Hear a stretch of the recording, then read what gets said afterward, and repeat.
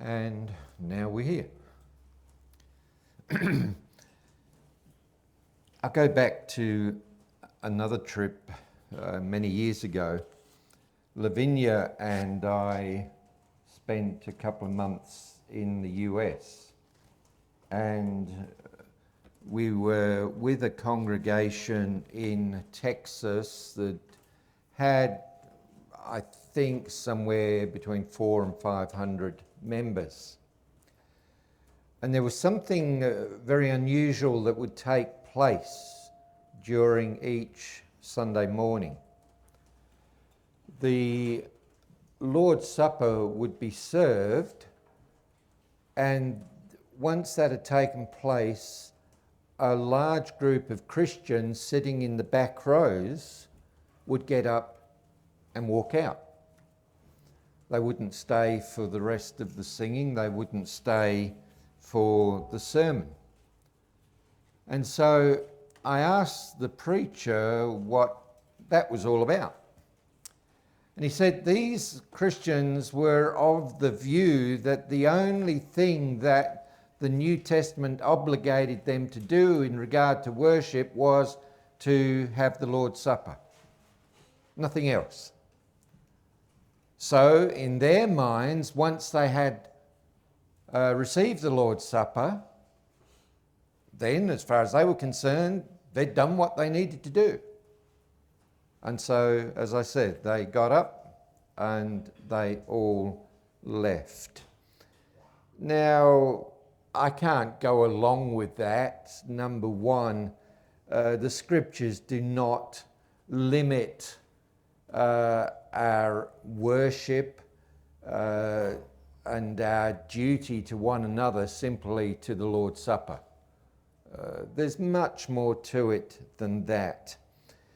But also, that idea to me ignores the idea of Christian devotion and of Christian dedication. Christianity isn't simply about keeping rules A, B, C, ticking them off, and that's all there is to it. There's much more. And today I want to look at 5 words which relate to this idea of devotion. And the first word is the word love. Now we're aware in the Old Testament that it largely focuses upon the Mosaic law, and that law contains many, many commandments.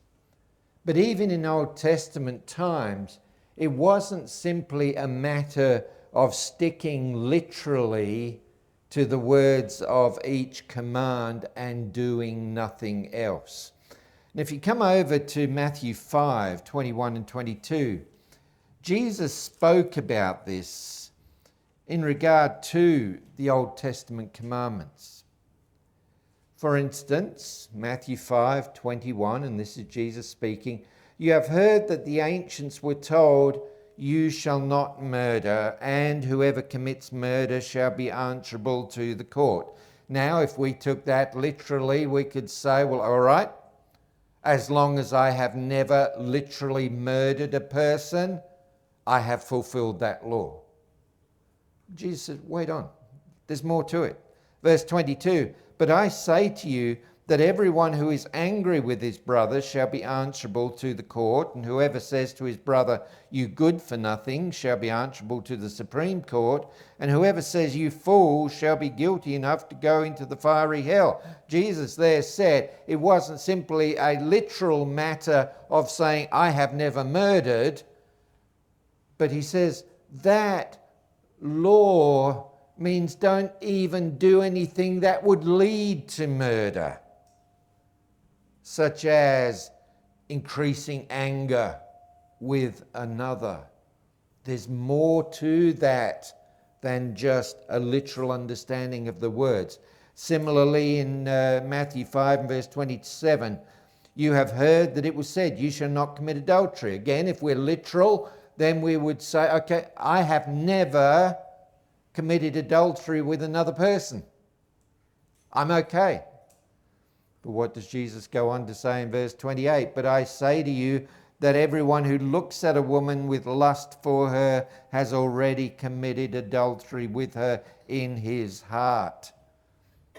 So again, it's not just the action itself, the end action, if you like, but it's whatever leads up to that. Control your thoughts. Discipline yourself.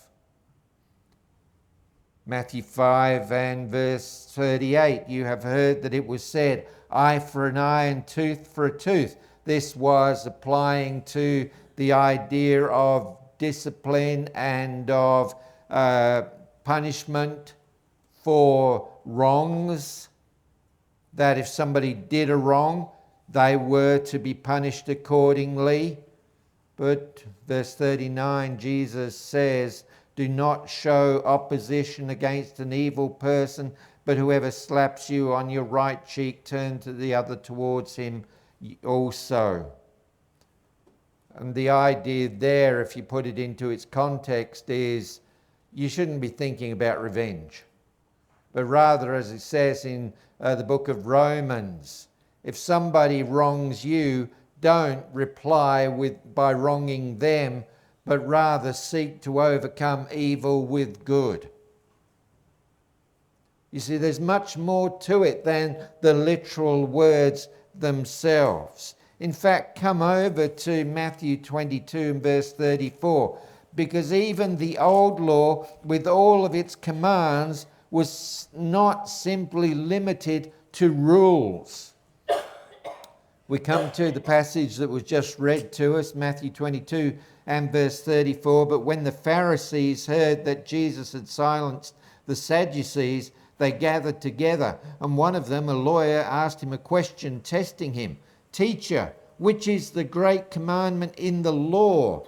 And he said to him, you shall love the Lord your God with all your heart and with all your soul and with all your mind. This is the great and foremost commandment. What is? To love God. The Old Testament law, with all of its many commandments, is really getting at this one central point. Love God.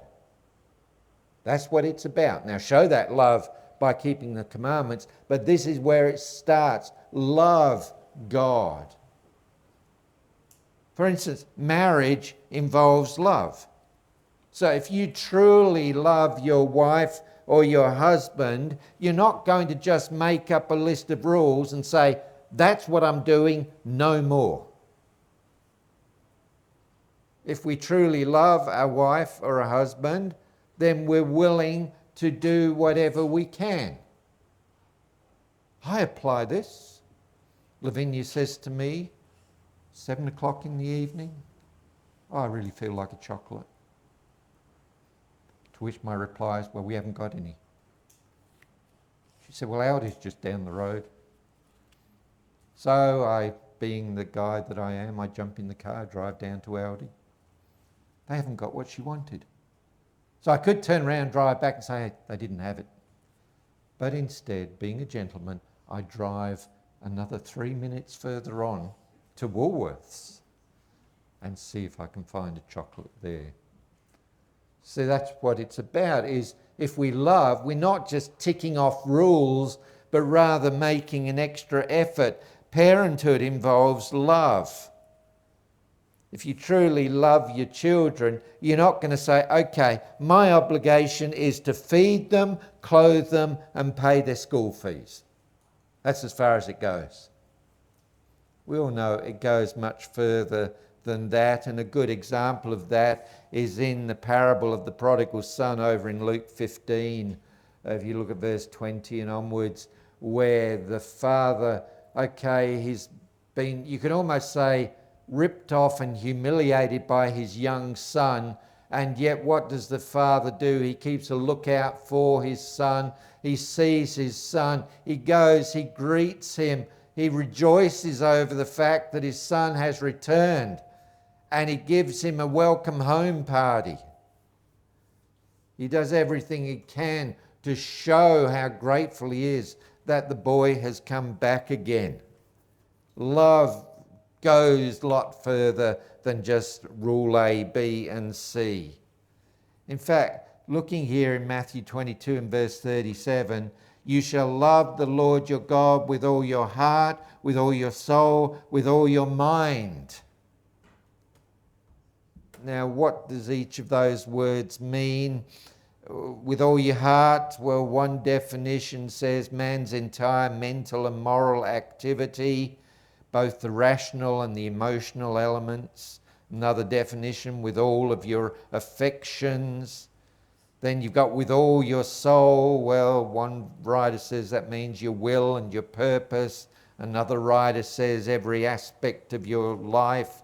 Then with all of your mind, a writer says, well, that means that's referring to our intellect.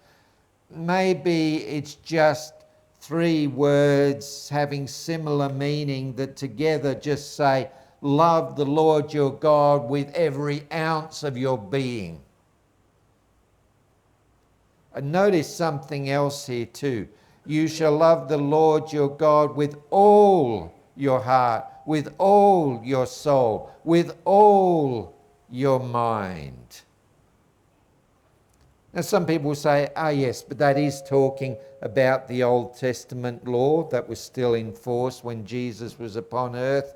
But if you go to, say, 1 John, you'll find there at least 6 times in 1 John it talks about Christians needing to love God. So it's not just a matter of tick off the rules and say, I've done what you told me to, but it's a matter of us loving God. And if we love God, we go beyond simply keeping a set of rules. So one word to keep in mind is love. Another word is the idea of determination. You know, it's said of people in the emergency services that they run into danger while the rest of us are running away from danger. They put their lives on the line. And, you know, if certain jobs might involve danger, some of us might say, look, I'm not paid to do that. I'm not paid to take those risks. And I've told the story before. I spent a year as a builder's labourer way back in 1973. And the manager came up and said, at some point I'm going to have to get you to go down that hole and square it up at the bottom. That hole was 4 metres deep. It was 14 feet deep. And there was no bracing or anything like that. And I was very much aware of trench collapses and all of those sorts of things. When he said, you're going down that hole, my mental reaction was, no, I ain't. And that's the way we can be. But there are others who are willing to go the extra mile and do more than they are asked to do. And Jesus spoke of this again if we go back to Matthew chapter 5, this time reading in verse 40, Matthew 5 verses 40 and 41. And if anyone wants to sue you and take your tunic, let him have your cloak also. Whoever forces you to go 1 mile, go with him 2. The idea is if somebody's asking more of you, don't make an issue of it. It's my understanding that a Roman soldier going along his way could ask a civilian to carry his equipment for him a certain distance. Here is translated as a mile. What does Jesus say? Well, take it 2 miles. You know, just think of the opportunity that would give you to get to know the soldier and talk to him. And that's where we get our saying about going the extra mile, being willing to do more than just the minimum that we're asked to do. You think of the Macedonian Christians in 2 Corinthians chapter 8. We read this often when we're having the giving But Paul uses the Macedonians as an example. He said, look how they gave. They gave beyond their ability. Even though they were facing poverty, they gave. They went the extra mile. And Paul himself and the team of evangelists that was with him on the second missionary journey, they applied the principle to themselves. You see it over in 2 Thessalonians chapter 3 and verses 7 through to 9. 2 Thessalonians 3 verse 7, and he's speaking to the Thessalonians. He says, for you yourselves know how you ought to follow our example, because we did not act in an undisciplined way among you, nor did we eat anyone's bread without paying for it, but with labour and hardship we kept working night and day, so that we would not be a burden to any of you. Not because we do not have a right to this, but in order to offer ourselves as a role model for you. And so it goes on. If you check the related passages, by the time Paul got to Thessalonica in his second missionary journey, the indication is that he was running out of funds. But what did he do? He didn't impose himself upon the Thessalonians who'd only just been converted and say, hey, can you guys give me some money? What did they do? They worked night and day. They found a job that would allow them to get some income and support themselves, and then they also devoted the rest of their time to evangelism. You'll see the same thing when Paul goes to Corinth, that for a while he works as a tent maker there, again, in order to bring in some extra funds until he can raise some further support.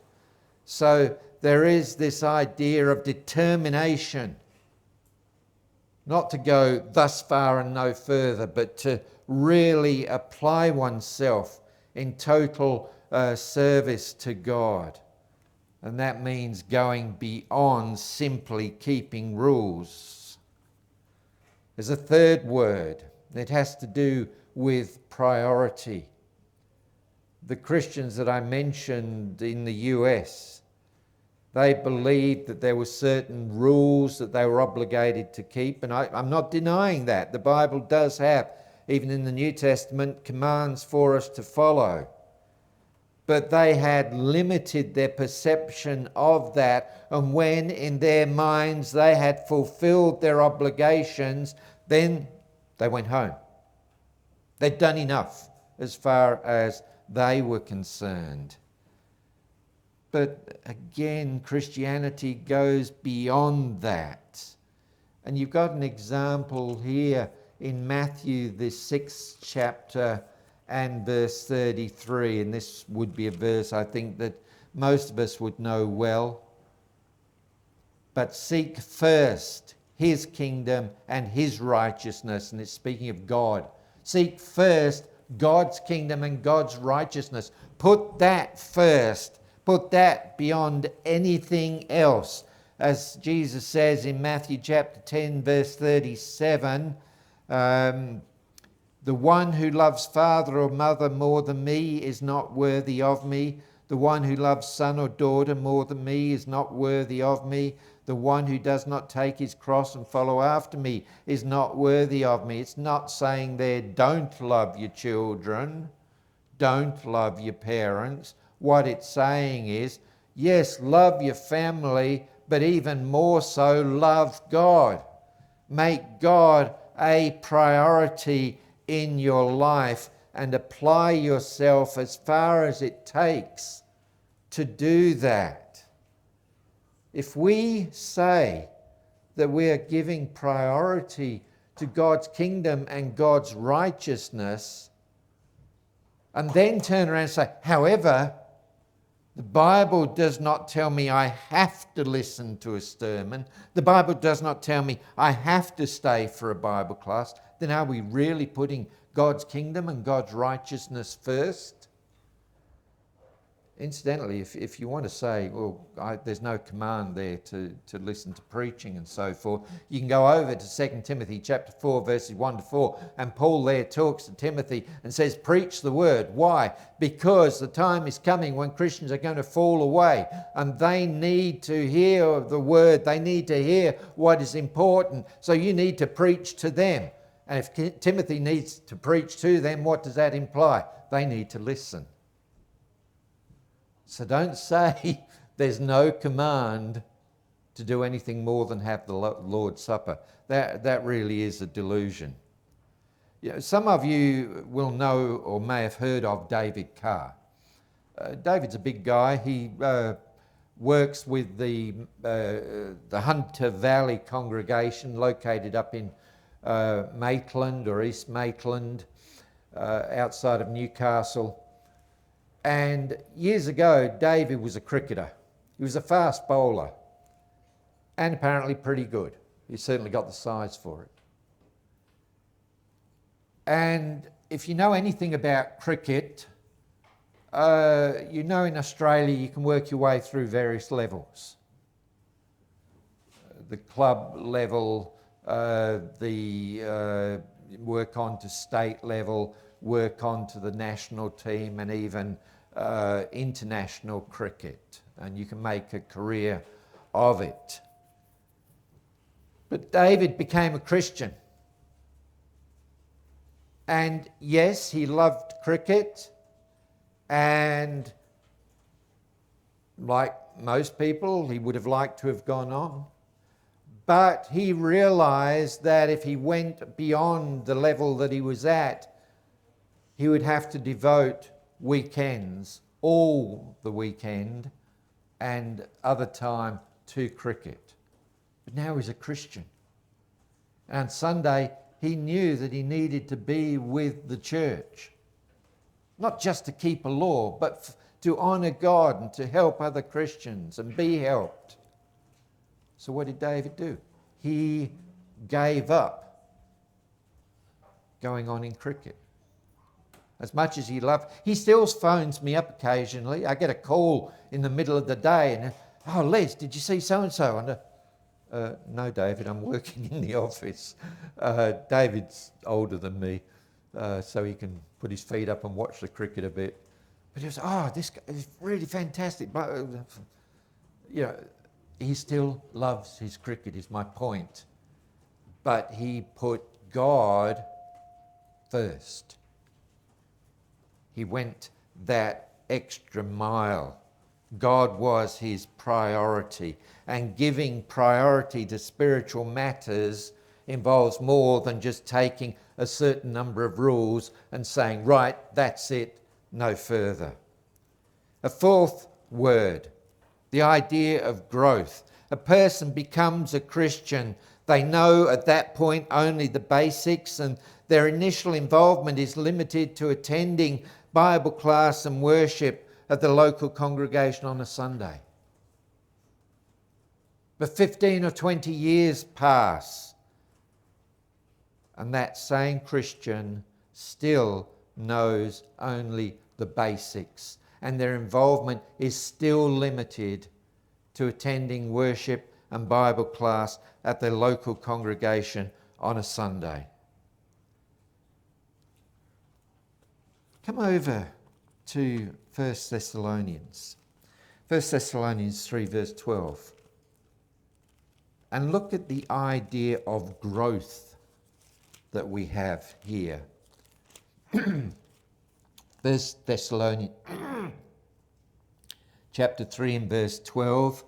And may the Lord cause you to increase and overflow in love for one another and for all people, just as we also do for you. Chapter 4 and verse 1. Finally then, brothers, we request and urge you in the Lord Jesus that as you received instruction from us to how you ought to walk and please God, just as you actually do walk, that you excel even more. They were doing what they've been taught. Paul says, do even more. Chapter 4 verse 9. Now as to the love of the brothers, and you have no need for anyone to write to you, For you yourselves are taught by God to love one another. For indeed you practice it towards all the brothers who are in all Macedonia. But we urge you, brothers, to excel even more. They're doing it. Paul says, do it even more. We go over to 2 Thessalonians 1 and verse 3. We ought always to give thanks to God for you, brothers, as is only fitting, because your faith is increasing abundantly, and the love of each and every one of you towards one another grows ever greater. They were doing what they've been taught, but Paul says, grow even more in these things. You don't just tick off a rule and say, done that, I can go home now. There is this idea of Christian growth that goes on. And one more word, and that's the word sacrifice. When we hear about this idea of ongoing growth, we might say, well, it's asking a bit much of us. But if we think that too much is being asked of us as Christians, then we might want to put it to Christ. Philippians chapter 2, verses 5 and following, look at his example.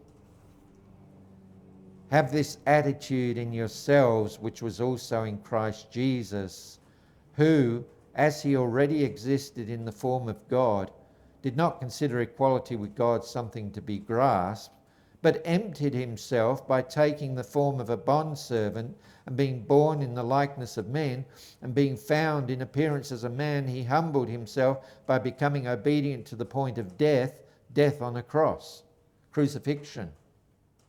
That was a punishment for the lowest of people. Here was the Son of God who was equal with God. In the beginning was the Word was with God, the Word was God. But he didn't cling to that.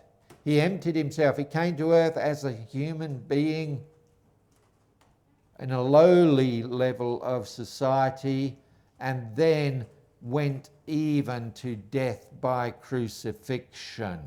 And look at verse 5 in Philippians 2. Have this attitude in yourselves, which was also in Christ Jesus. We're not just called to obey a set of rules, we're called to follow an example, the divine example. Luke 14 and verse 27, whoever does not carry his own cross and come after me cannot be my disciple. Christianity isn't about looking for what we have to do and limiting ourselves to that. Christianity is a result of Christ's sacrifice, and that calls for our self-sacrifice. You know, when you are living in a house and the house next door is sold and somebody else moves in, I don't know about you, but for me, I wonder what are the new neighbours going to be like. Lavinia and I have lived in quite a few houses around Australia over the years, and we've been very fortunate in many of those instances to have good neighbours. And at the moment, we've got very good neighbours. And we look after one another. And if they're going away, they don't really have to say it anymore because we've been doing it for years, but they'll say, oh, do you mind watering the garden? Do you mind, if there's a lot of leaves in the pool, just skimming that? Do you mind looking after our mail? And similarly, when we go away, we'll say, well, do you mind feeding the dog and the cats? And do you mind looking after our mail? But our neighbour is a person who finds it very hard to sit still. And he won't just look after your mail. One time He was restless, and so he got his pressure sprayer. I can't think of what it's called, pressure cleaner, whatever. And he decided to clean our whole driveway. I'd never even thought of cleaning a driveway. It's something I'd never done. He got out there, cleaned the whole driveway.